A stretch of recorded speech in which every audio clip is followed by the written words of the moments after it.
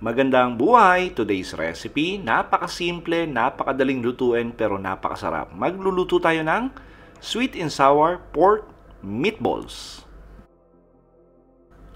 At umpisan muna natin sa pag-marinate ng ating pork giniling. Lagyan lang natin to ng black pepper powder, lagyan natin ng asin, tapos lagyan natin ng soy sauce, at lagyan natin ng oyster sauce. Ngayon, pwede pa kayong magdagdag dito ng chicken powder o di kaya MSG. Nasa inyo po yan. Tapos, lagyan din natin to ng liquid seasoning at sibuyas. At yung sibuyas natin ay hiniwa lang natin yan ng pinong-pino.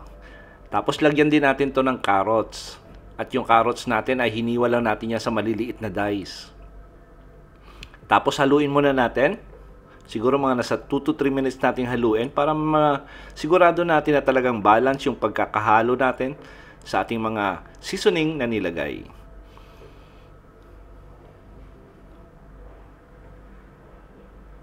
Ngayon tapos pag okay na, lagyan natin to ng cornstarch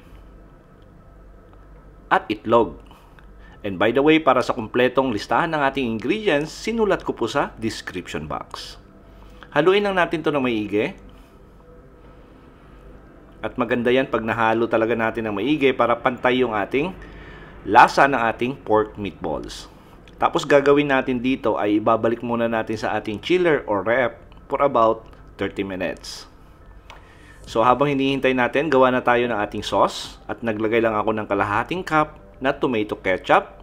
Lagay tayo ng brown sugar, black pepper powder. Lagay tayo ng konting asin. Lagay tayo ng konting soy sauce. Tapos gagamit po ako rito ng pineapple juice. Ngayon pag hindi masyado maasim yung pineapple juice na nabili nyo, pwede nyo pigaan niya ng kalamansi. Pwede nyo lagyan niya ng kalahating teaspoon. Haluin lang natin to ng maigi. And by the way, yung ating sweet and sour meatballs, hindi masyado tong saucy. Pero kung gusto niyo na maraming sauce, i-multiply nyo na lang or doblihin nyo yung portioning ng ating sauce. Ngayon, gagawin na nating bilog yung ating meatballs. Gamit lang tayo ng gloves, tapos ng kutsarita. Tapos mamaya, pag ipiprito na natin, ibibilugin na natin. Madali lang yung proseso natin sa pagbilog ng ating meatballs.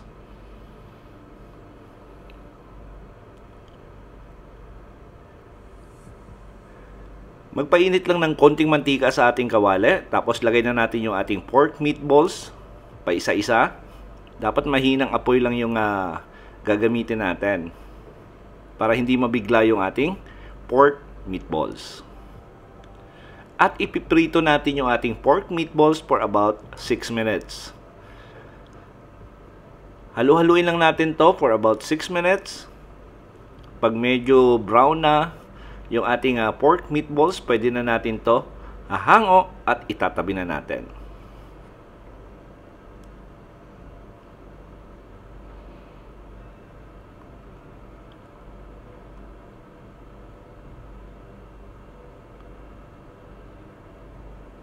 Binawasan lang natin yung ating mantika, tapos gisa na natin yung ating red, green bell pepper, tapos yung ating onion na hiniwa natin sa square.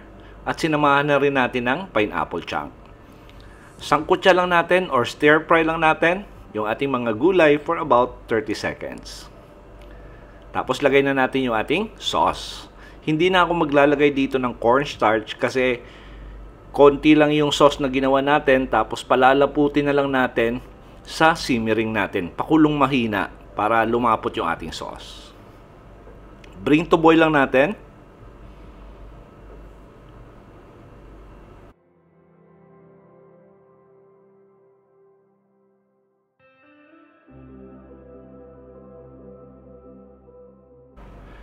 Ngayon, pag kumukulo na yung ating sweet and sour sauce, pwede na natin ilagay yung ating piniritong pork meatballs.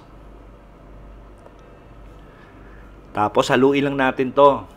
At isisimmer natin yung ating sauce for about 5 minutes. Tamang-tama lang yon na lumapot yung ating sweet and sour. At masigurado nating makoat talaga yung ating meatballs. Tapos pag okay na, lipat lang natin sa ating serving plate at i-enjoy yung ating sweet and sour pork meatballs. At sigurado po akong nagustuhan nyo yung recipe natin sa araw na to. Please like and share this video. Tapos kung bago po kayo sa ating kusina, please don't forget to subscribe at pindutin yung notification bell para updated kayo sa mga susunod pa nating masasarap na recipe. Salamat sa panonood at ito ang kusina ni Dan Levy.